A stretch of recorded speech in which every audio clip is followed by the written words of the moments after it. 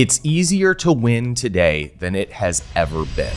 The thing is, most people just aren't willing to feel uncomfortable enough in order to get ahead of everybody else who, quite frankly, is lazy, fat, broke, and unhappy. You're not gonna like this video. I can already see the YouTube comments are like, Ryan, yeah, but it's nice for you to say. Look, this isn't gonna make a lot of you feel good, but it will liberate a lot of you in order to pursue the goals that you actually want to hit in your life. This week I went to an event, and at this event, it was quite honestly a wine party. Wine, W-H-I-N-E. It was a bunch of people whining about the state of the world. If you look on social media, you see the wine party happening everywhere. But the idea that most people are now just spending their time whining about the state of the world is a beautiful reflection of how we got to this point in the first place. You might have seen that meme. The meme says that good times create weak men, and weak men create hard times, and hard times create strong men. And then strong men create good times. We're right in that period right now where we have a lot of weak men. And this is the crisis of abundance. Abundance is when you have more options than you have time. Abundance is when you have more food than you can eat. Abundance is when you have more opportunities than you can pursue. And therefore, the way that you thrive in an abundant time is the discernment to say no to the things that are not in alignment with what you want to create. The responsibility of each one of us is to define the life that we want and say no to everything else. And if you are willing to do that, then it is easier today to win than it's ever been because everybody else is so soft. I have only come to this awareness for myself over the last year or so after going through a very hard time in which I was anxious, I was depressed, I was not making the money that I wanted to make, some projects weren't working out, and all of it, looking back, was because I was unwilling to feel uncomfortable for long enough in order to get the results that I wanted.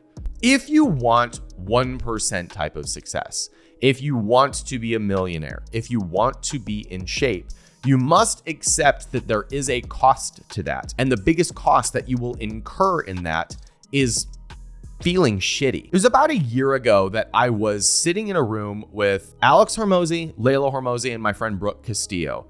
And I remember turning to them and saying, you guys make me feel like the fat guy at the gym. Like, I've had some business success. I've done some cool things. I have a little bit of an audience, but you guys are so much at a different level that I feel like I'm the nerdy fat kid in high school who doesn't know how to talk to anybody.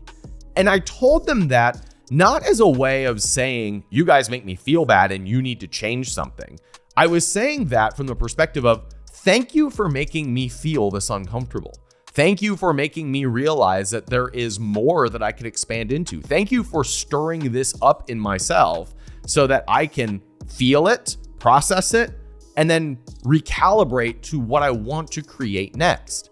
That was not a fun experience. That was not a fun feeling to have. And they were loving to me. They were accepting to me, just like most people at the gym are going to be loving and accepting to someone who is eager to make a change in their life and willing to feel the embarrassment of starting something new.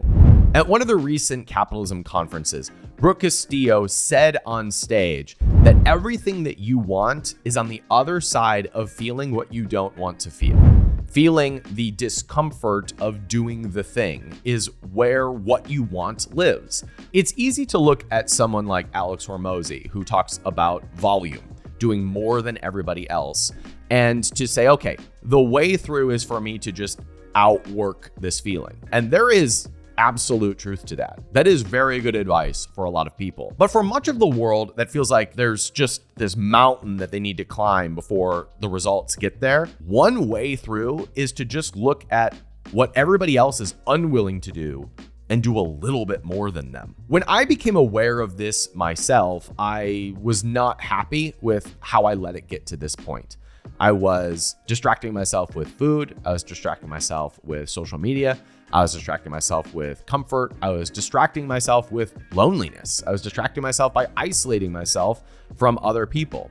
And so I started practicing doing things that were a little bit harder. Stay hard. Like getting up earlier in the morning, doing cold plunges, which I know is so cliche for a white man living in Austin, Texas today. Yeah, at this point, I can feel my cold sheetrock shell shock proteins elevating, and I can't feel my feet. It was doing things like hiring a coach that was going to tell me things that I didn't want to hear, but having the accountability to actually move forward in the direction that I wanted to take my life, even though it meant that I would do things that I didn't like doing in the short run. If we don't do those things, then we reach a point in our life in which it feels like things are crumbling. Because when we're trying to hold up all of these spinning plates and we're avoiding actually doing the work that is required, then eventually something breaks. Our health breaks, a relationship goes under, a business doesn't work out, and then we feel the pain and it's forced upon us. As entrepreneurs, we're building 1% lives. We're building 1% incomes.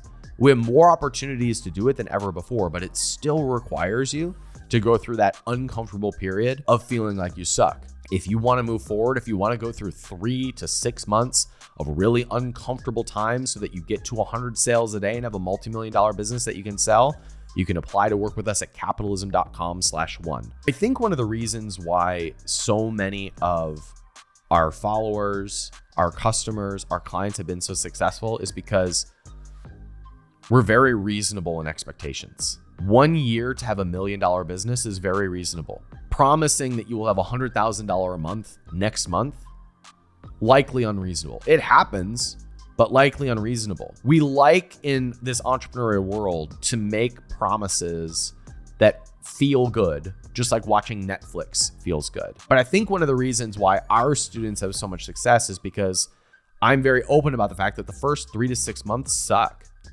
They're actually fun as hell, but they suck because you're doubting yourself all the time. You're worried about failure all the time. You're surrounded by people who are already having multi-million-dollar businesses. But after about 6 months, something happens. You start to get sales. You start to get reviews. You start to get repeat customers. There's some momentum. You still feel like you're an absolute amateur at it. You still feel like you have no idea what you're doing, but you have enough momentum to launch the second product. And then you're like, oh my goodness, am I going to have enough money to make this work? And then 9 months go by and you have 3 products and you're doing 60 sales a day and everybody thinks you're cool as shit and you still feel like a failure and you're doing $50,000 a month in top line, but you're still worried about making that inventory order that you're not sure you're gonna have the cash flow for. And then a year goes by and you have $1 million business and all your friends think that you're gonna pay for dinner forever because you got $1 million business and you're like, this could crumble at any time, but it is true that I have $1 million business. That's pretty cool. Why don't I feel any different? Why do I still feel like I'm a failure? Because I'm watching these people on the internet who have multi-million-dollar businesses, and then 2 years go by and someone gives you an offer to buy your business for $3.4 million, and you're like, oh my goodness, I did it. That's the reality of entrepreneurship. And when you have that expectation and you accept it rather than avoid it, now you have the emotional capacity to be a $1 million entrepreneur. And if you want some help, come join us inside the 1% at capitalism.com/one. Do you know it still makes me uncomfortable to do calls to action at these videos? I feel like I suck at it. It makes me feel weird, and I still do it. And our membership is up, and our application rates are up. And over time, I'll get better at it. And in time, I will find ways to tie it into the content so it doesn't feel like an ask, because everything new that you do feels uncomfortable, including the business that you'll start. I'm Danny Moran with capitalism.com. Thanks for watching. Feel free to hate me in the comments. See you next time.